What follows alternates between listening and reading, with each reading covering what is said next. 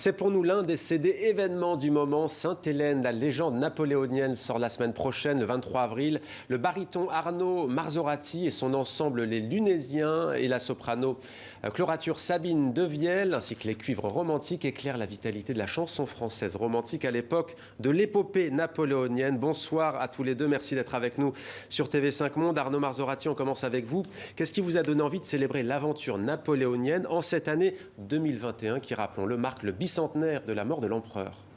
Alors déjà, Napoléon est omniprésent dans l'univers de la chanson que je défends avec mon ensemble Les Lunésiens. Voilà, il y a plusieurs milliers de chansons qui illustrent ce personnage.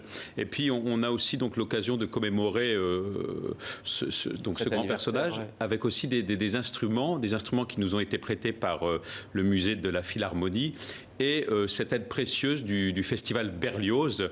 Donc on imagine bien aussi qu'ils sont très sensibles à cet événement. Quels instruments? Des cuivres essentiellement, trompette de mi-lune, des corps, etc. Des instruments qu'on appelle naturels et qui, bien sûr, on a pu entendre sur les grandes batailles. Sur les grandes batailles, on va décliner quelques-uns des titres, bien sûr. Sabine Devielle, qu'est-ce qui vous a donné envie, qu'est-ce qui vous a séduit dans ce projet musical? Finalement, j'ai peu l'occasion, dans des saisons très remplies normalement, de chanter de la musique aussi intime. Je connais bien l'exercice du récital que je fais de temps en temps avec piano. Ici, ce travail avec Daniel Isoire sur un piano particulièrement doux et avec un son très suave me permettait aussi de rentrer vraiment dans une intimité de texte. Et puis le travail des chansons à couplets est pour moi tout nouveau, et grâce à l'aide et à l'expertise d'Arnaud, j'ai vraiment pu entrer dans ce répertoire qui m'a beaucoup amusée. Et justement, Sainte-Hélène, premier extrait que l'on écoute, vous l'avez cité, avec Daniel Isoire et Les Lunésiens.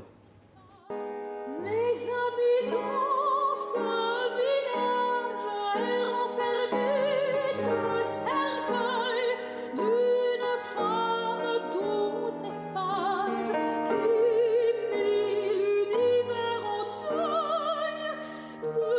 De cette femme divine vous connaissez les malheurs. Sur le tombeau de Joséphine,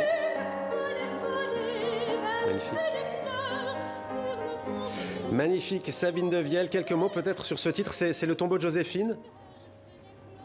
C'est le tombeau de Joséphine. Je pense que dans tout ce que j'interprète, le plus important, c'est la sincérité et puis l'instant T auquel je donne à entendre cette musique, normalement pour un public.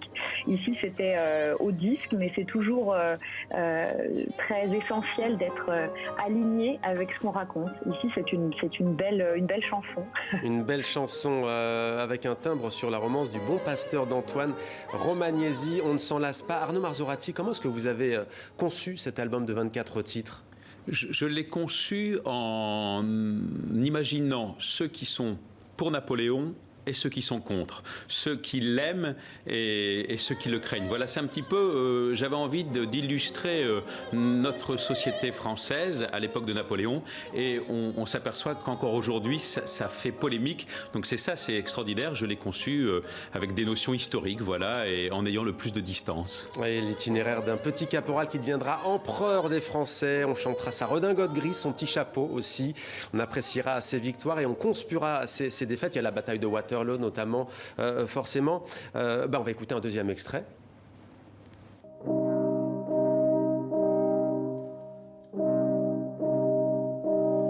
Sur un volcan dont la bouche enflammée jette sa lave à la mer qui l'étreint. C'est la Sainte-Hélène.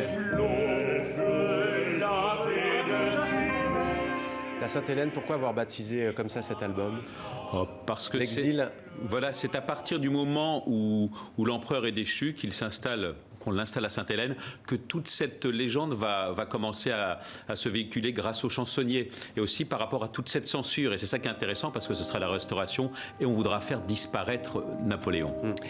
Parlez-nous de cette musique de l'époque, de la cour napoléonienne. Sabine Devielle, qu'est-ce que ça évoque pour vous et comment on se met quand on est artiste comme vous, renommé dans la peau finalement dans une époque? Oui, c'est un peu un travail de caméléon.